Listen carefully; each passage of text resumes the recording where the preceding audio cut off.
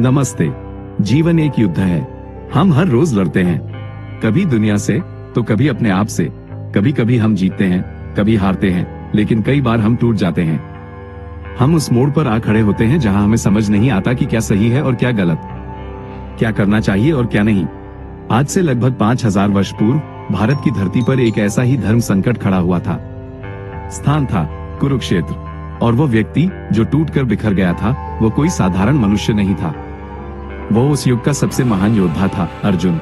सोचिए, जिसके रथ की ध्वजा पर स्वयं हनुमान जी विराजमान हो, जिसके सारथी स्वयं त्रिभुवन के स्वामी श्री कृष्ण हो, और जिसके हाथों में गांडीव जैसा धनुष हो। अगर वो व्यक्ति डिप्रेशन में जा सकता है तो हम और आप क्या हैं? श्रीमद् भगवद गीता केवल एक धार्मिक पुस्तक नहीं है, यह एक मैनुअल है, जीवन जीने का तरीका। ये संवाद है एक गुरु और शिष्य के बीच, एक मित्र और सखा के बीच, आत्मा और परमात्मा के बीच। कहानी शुरू होती है महाभारत के युद्ध से। कौरव और पांडव एक ही परिवार के भाई, लेकिन विचारधाराएं अलग। कौरव अहंकार, लोभ और अन्याय के प्रतीक, पांडव धर्म, धैर्य और न्याय के प्रतीक। शांति के सारे प्रयास विफल हो चुके थे। श्री कृष्ण स्वयं शांतिदूत बनकर गए थे, लेकिन दुर्योधन ने सुई की नोक बराबर भी जमीन देने से मना कर दिया। परिणाम, महायुद्ध। अब दोनों सेनाएं कुरुक्षेत्र के मैदान में आमने सामने खड़ी हैं। लाखों सैनिक मरने मारने को तैयार हैं। लेकिन गीता युद्ध के मैदान से शुरू नहीं होती। गीता शुरू होती है एक अंधे राजा के कमरे से। धृतराष्ट्र, हस्तिनापुर के राजा।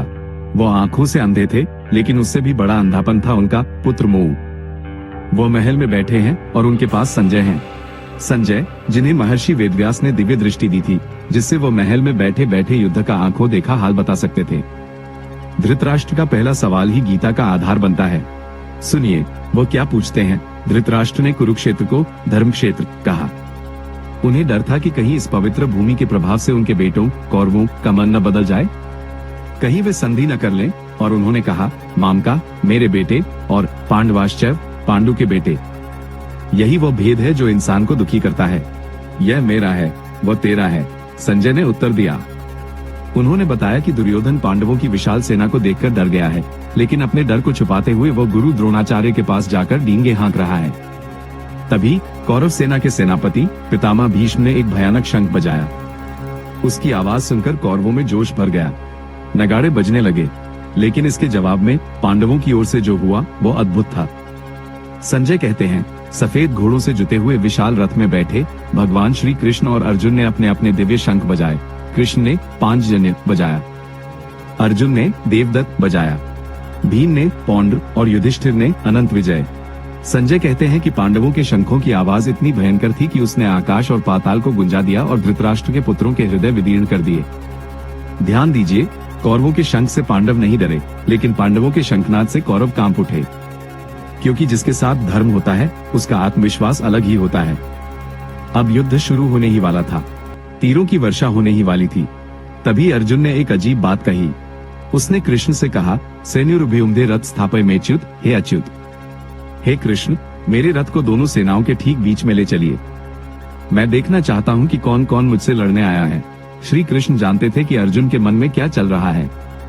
कृष्ण रथ को ले गए और ठीक भीष्म पितामह और गुरु द्रोणाचार्य के सामने खड़ा कर दिया। और कृष्ण ने एक बहुत महत्वपूर्ण वाक्य कहा, पर शैतान संवेता कुरुन, हे पार्थ, इन कुरुवंशियों को देख। कृष्ण ने यह नहीं कहा कि दुश्मनों को देख, उन्होंने कहा कुरुवंशियों को देख, यानी अपने परिवार को देख। कृष्ण जानते थे कि अर्जुन की कमजोरी उसका परिवार है, और जैसे ही अर्जुन ने उन्हें देखा सब कुछ बदल गया। अर्जुन ने सामने देखा, वहां कोई दुश्मन नहीं थे। वहां भीष्म पितामह थे, जिनकी गोद में अर्जुन खेले थे। वहां गुरु द्रोण थे, जिन्होंने अर्जुन को विश्व का सर्वश्रेष्ठ धनुर्धर बनाया। वहां मामा शल्य थे, भाई दुर्योधन था, मित्र अश्वत्थामा था। अचानक अर्जुन के शरीर में एक अजीब सी सिहरन दौड़ गई। गीता के पहले अध्याय में अर्जुन अपनी शारीरिक स्थिति का वर्णन करते हैं, जो आज के मेडिकल साइंस में पैनिक अटैक या एंजाइटी अटैक जैसा है। अर्जुन कहते हैं, हे कृष्ण, मेरे अंग शिथिल हो रहे हैं, मेरा मुंह सूख रहा है, मेरे शरीर में कंपकंपी छूट रही है और रोंगटे खड़े हो रहे हैं, मेरा गांडीव धनुष मेरे हाथ से फिसला जा रहा है, मेरी त्वचा जल रही है, मैं खड़ा भी नहीं हो पा रहा, मेरा मन भ्रमित हो रहा है। सोचिए, यह वही अर्जुन है जिसने अकेले पूरी दुनिया को हराया था, लेकिन आज वह अपने ही मन से हार गया। क्यों? क्योंकि उसे मोह हो गया था। अर्जुन तर्क देने लगा, हमारा मन बहुत चालाक होता है। जब हमें कोई काम नहीं करना होता तो हमारा मन ऊंचे ऊंचे आदर्शों की बात करता है। अर्जुन कहने लगा, कृष्ण, अपनों को मारकर मुझे वो सुख नहीं चाहिए। अगर मैं अपने भाइयों को मार दूंगा तो मैं किसके साथ अपनी जीत का जश्न मनाऊंगा? कुल का नाश होगा तो धर्म का नाश होगा, स्त्रियां दूषित होंगी, वर्णशंकर संतानें पैदा होंगी, नर्क मिलेगा। अर्जुन ने कहा, न युद्ध से, मैं युद्ध नहीं करूंगा। और वो धनुष बाण फेंककर रथ के पिछले हिस्से में सिर पकड़कर बैठ गया। उसकी आंखों में आंसू थे। यही पहला अध्याय समाप्त होता है। अर्जुन विषाद योग। अर्जुन का दुख भी एक योग है, क्योंकि इसी दुख ने उसे ईश्वर की शरण में जाने पर मजबूर किया। जब तक हम पूरी तरह टूटते नहीं, हम ईश्वर को नहीं पुकारते। अर्जुन रो रहा था। उसे लगा कृष्ण उसे चुप कराएंगे, सांत्वना देंगे। श्री कृष्ण हंस पड़े।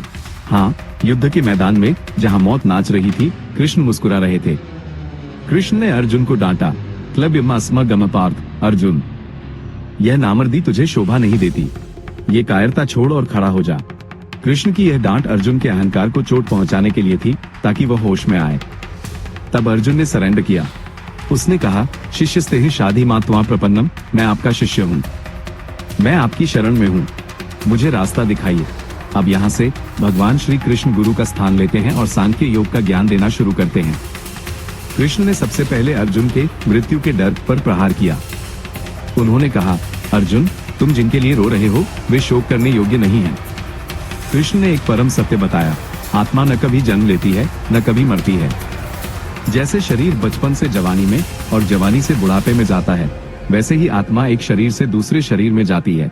भगवान ने एक बहुत सुंदर उदाहरण दिया जिसे हम सबको याद रखना चाहिए। जैसे हम रात को पुराने गंदे कपड़े उतार देते हैं और सुबह नए साफ कपड़े पहन लेते हैं। क्या हम पुराने कपड़ों के लिए रोते हैं? नहीं। वैसे ही मृत्यु केवल कपड़े बदलना है, आत्मा वही रहती है, बस शरीर रूपी वस्त्र बदल जाता है।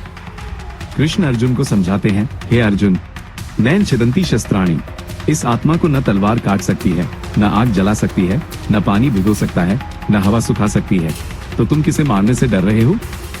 भीष्म और द्रोण तो शरीर हैं, वे तो एक दिन वैसे भी जाएंगे, लेकिन उनकी आत्मा अमर है। इसलिए शोक मत कर, अपने क्षत्रिय धर्म का पालन कर।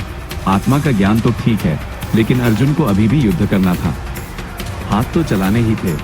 तब अर्जुन ने पूछा होगा मन ही मन, केशव, अगर आत्मा मरती नहीं तो मैं ये भयानक कर्म क्यों करूं? मैं संन्यास लेकर जंगल क्यों न चला जाऊं? तब श्री कृष्ण ने गीता का सबसे व्यवहारिक सिद्धांत दिया, कर्म योग। आज के जमाने में हम सबके लिए ये सबसे जरूरी ज्ञान है। भगवान कहते हैं, अर्जुन, कर्म किए बिना कोई एक क्षण भी नहीं रह सकता।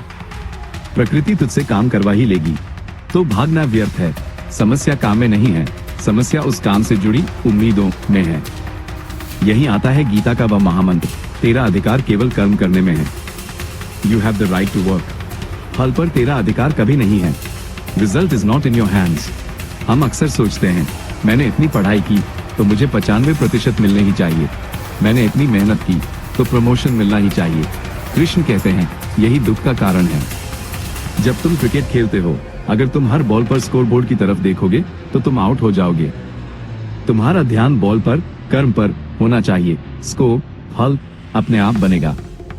कर्मफल का कारण मत बन, यानी मुझे यह मिलेगा इसलिए मैं ये काम कर रहा हूँ, ऐसी सोच मत रख। और इसका मतलब ये भी नहीं कि तुम आलसी हो जाओ और काम करना ही छोड़ दो। कृष्ण कहते हैं, योग कर्मसु कौशलम, कर्म में कुशलता ही योग है। अपना काम इतनी शिद्दत, इतनी ईमानदारी और इतनी खूबसूरती से करो कि वो ईश्वर की पूजा बन जाए। फिर चाहे जीत हो या हार, सुख हो या दुख, दोनों को एक समान समझो। अगर तुम इस भाव से युद्ध करोगे तो अर्जुन, तुम्हें कोई पाप नहीं लगेगा। उन्होंने बताया कि तुम शरीर नहीं आत्मा हो। उन्होंने बताया कि चिंता परिणाम की नहीं, कर्म की करो। लेकिन अर्जुन के सवाल अभी खत्म नहीं हुए हैं। उसका मन अभी भी पूरी तरह शांत नहीं है। आगे के अध्यायों में श्री कृष्ण खोलेंगे ब्रह्मांड के और भी गहरे रहस्य। भक्ति क्या है, ज्ञान क्या है और वह विराट रूप क्या है जिसे देख अर्जुन की आंखें फटी की फटी रह गई। ये यात्रा जारी रहेगी। तब तक अपने जीवन के कुरुक्षेत्र में डटे रहिए। अपने हिस्से का कर्म कीजिए और बाकी उस सारथी पर छोड़ दीजिए।